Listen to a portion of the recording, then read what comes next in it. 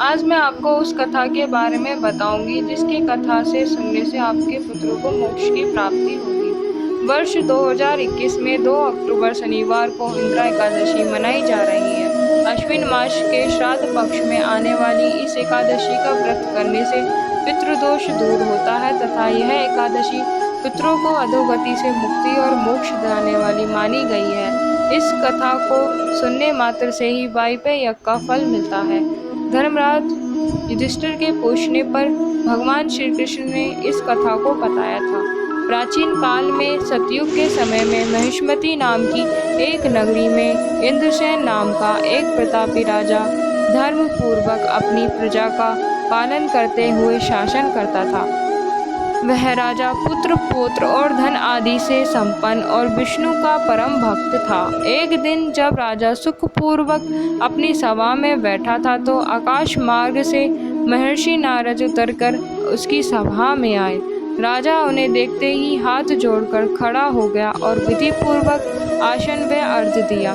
सुख से बैठकर मुनि ने राजा से पूछा, हे राजन, आपके सातों अंग कुशल पूर्वक तो हैं, तुम्हारी बुद्धि धर्म में और तुम्हारा मन विष्णु भक्ति में तो रहता है। देवर्षि नारद की ऐसी बातें सुनकर राजा ने कहा, हे महर्षि, आपकी कृपा से मेरे राज्य में सब कुशल है तथा मेरे यहाँ यज्ञ कर्मादि सुकृत हो रहे हैं।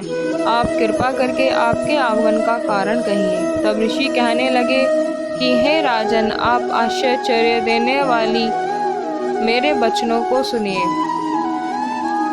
मैंने एक समय ब्रह्मलोक से यमलोक को गया। वहाँ श्रद्धा पूर्वक यमराज से पूजित होकर मैंने धर्मशील और सत्यवान धर्मराज की प्रशंसा की। उसी धर्मराज की सभा में महान ज्ञानी और धर्मात्मा तुम्हारे पिता को एकादशी का व्रत भंग होने के कारण देखा। उन्होंने संदेश दिया है, सो मैं तुम्हें कहता हूँ। उन्होंने कहा कि पूर्व जन्म में कोई विघ्न हो जाने के कारण मैं यहाँ यमराज के निकट रह रहा हूँ। सो हे पुत्र, यदि तुम अश्विनी कृष्ण इंदिरा एकादशी का व्रत मेरे निमित्त करो तो मुझे स्वर्ग की प्राप्ति हो सकती है। इतना सुनकर राजा कहने लगे, हे महर्षि, आप इस व्रत की विधि मुझसे कहिए। नारद जी कहने लगे, अश्विन माह की कृष्ण पक्ष की दशमी के दिन प्रातःकाल श्रद्धा पूर्वक स्नान आदि से निर्मित होकर पुनः दोपहर को नदी आदि में जाकर स्नान करें। फिर श्रद्धा पूर्वक पितरों का श्राद्ध करें और एक बार भोजन करें। प्रातःकाल होने पर एकादशी के दिन दातुन आदि करके स्नान करें। फिर व्रत के नियमों को भक्ति पूर्वक ग्रहण करके प्रतिज्ञा करें कि आज संपूर्ण भोगों को त्याग कर निराहार एकादशी का व्रत करूँगा। हे अचिंत्य, हे पुंडराक्ष, मैं आपकी शरण हूँ, मैं हूँ, आप मेरी रक्षा कीजिए। इस प्रकार नियम पूर्वक शालिग्राम की मूर्ति के आगे विधि पूर्वक श्राद्ध करके योग्य ब्राह्मणों को फलाहार का भोजन कराएं और दक्षिणा दें।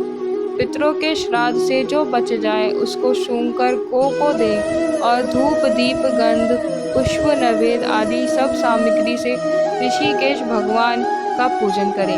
रात में भगवान के निकट जागरण करें।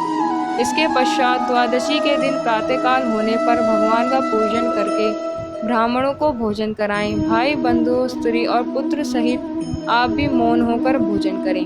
नारद जी कहने लगे, हे राजन, इस विधि से यदि तुम आलस्य रहित होकर इस एकादशी का व्रत करोगे तो तुम्हारे पिता अवश्य ही स्वर्गलोक को जाएंगे। इतना कहकर नारद जी अंतर्ध्यान हो गए।